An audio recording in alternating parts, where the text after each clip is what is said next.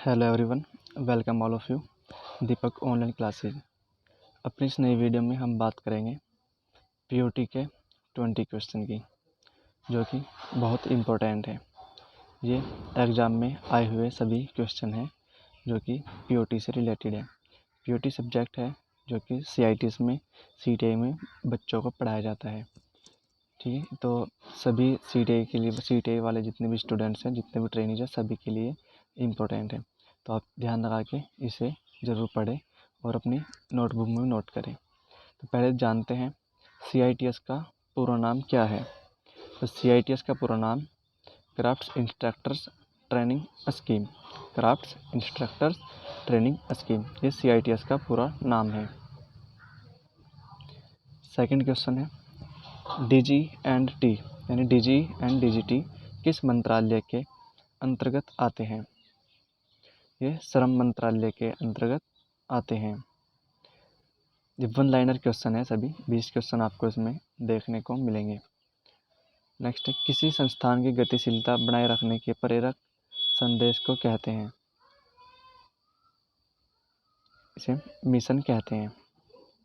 तो किसी संस्थान की गतिशीलता बनाए रखने को प्रेरक संदेश को यानी गतिशीलता को बनाए रखता है, उसे हम मिशन के नाम से जानते हैं।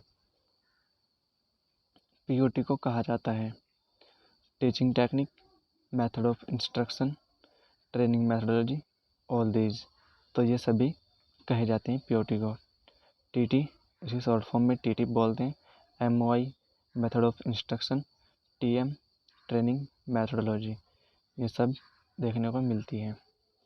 भूलने के लिए उत्तरदायी कारक है याद रखने के बाद ज़्यादा समय बिताना। जैसे हम किसी चीज़ को याद कर लेते हैं, उसके बाद उसका रिवीजन नहीं करते, काफ़ी देर तक इग्नोर कर देते हैं, तो वह हमारे याद नहीं रहता। ये हमारे भूलने का मेन कारण होता है। या जैसे हमने कोई चीज़ याद कर ली, उसे रिवीजन न करके हमने किसी दूसरी चीज़ को उठा लिया है, उसके बारे में पढ़ रहे हैं, तब भी हम भूल जाएंगे उस चीज़ को जो हमने पहले पढ़ा था। तो भूलने के लिए उत्तरदायी कारक है याद रखने के बाद ज़्यादा समय दूसरी चीज़ों पर बिताना। लक्ष्य सहित अपने उद्देश्य को प्राप्त करने को कहते हैं गोल। जो लक्ष्य सहित अपने उद्देश्य को प्राप्त करना होता है उसे हम गोल कहते हैं। जैसे आपने फुटबॉल में भी देखा होगा, उससे गोल करना है, उनका भी एक लक्ष्य होता है, उस लक्ष्य को लेकर भी अपना उद्देश्य पूरा करते हैं। हर एक चीज़ में गोल होता है। अप्रेंटिस ऑफ एक्ट 1961 कब लागू हुआ था। अप्रेंटिस ऑफ एक्ट 1961 12 दिसंबर 1961 को लागू हुआ था।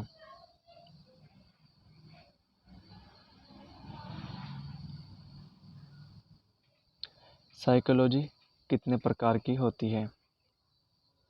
साइकोलॉजी 2 प्रकार की होती है, जनरल साइकोलॉजी, एजुकेशनल साइकोलॉजी।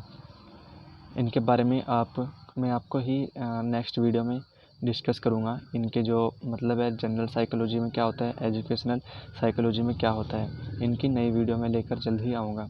अभी साइकोलॉजी कितने प्रकार की होती हैं, 2 प्रकार की, जनरल और एजुकेशनल साइकोलॉजी। नेक्स्ट है शिक्षण कार्य को क्रमबद्ध करके उससे संबंधित लक्ष्य को प्राप्त करना कहते हैं एम। शिक्षण कार्य को क्रमबद्ध करके, जैसे हम किसी चीज़ के बारे में स्टडी कर रहे हैं और उसके लक्ष्य को प्राप्त कर लेते हैं, ऐसे हम अपने स्कूल कॉलेज में करते हैं, वो हमारा एम होता है। इनफॉर्मल एजुकेशन कहाँ से मिलती है। माता पिता और परिवार से।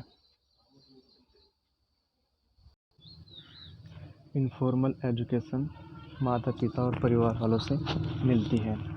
एजुकेशन भी 2 प्रकार की होती है, फॉर्मल और इनफॉर्मल।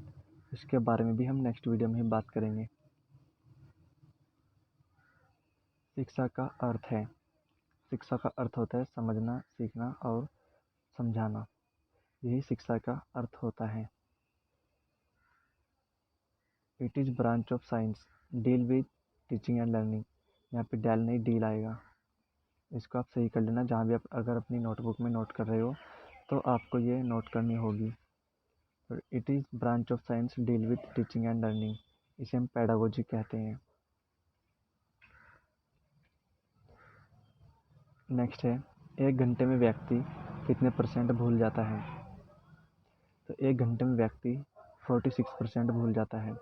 जो हम अपना याद करते हैं, जो हम सीखते हैं, 1 घंटे में 46% भूल जाते हैं।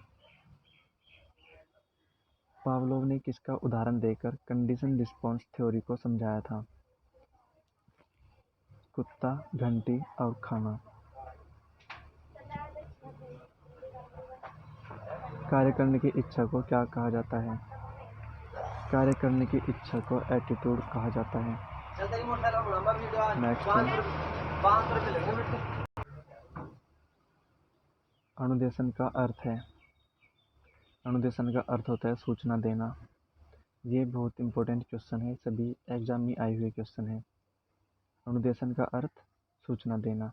आपको वन लाइनर का ही एग्जाम आएगा और आपको इन्हीं पर ही टिक करना होगा।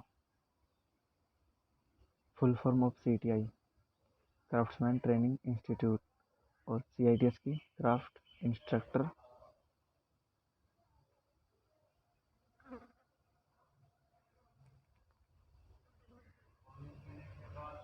CITS की फुल होती है क्राफ्ट इंस्ट्रक्टर ट्रेनिंग स्कीम। किसी टीचिंग मेथड में समय का अधिक दुरुपयोग होता है? किस टीचिंग मेथड में समय का अधिक दुरुपयोग होता है? डिस्कशन मेथड जो होता है उसमें समय का अधिक दुरुपयोग होता है, उसमें समय ज़्यादा लगता है क्योंकि डिस्कस करते रहते हैं। ऐसे ही सभी ग्रुप वाइज बच्चे बैठ जाते हैं जितने भी ट्रेनिंग होते हैं, और उसमें फिर जो डिस्कस करते हैं उसमें ही ज़्यादा समय लगता है। मनुष्य किसी प्रॉब्लम से निकलने के लिए स्वयं अनुभव के जरिए प्रयास करता है, यह कथन किसका है? जेस्टाल्स का यह कथन है।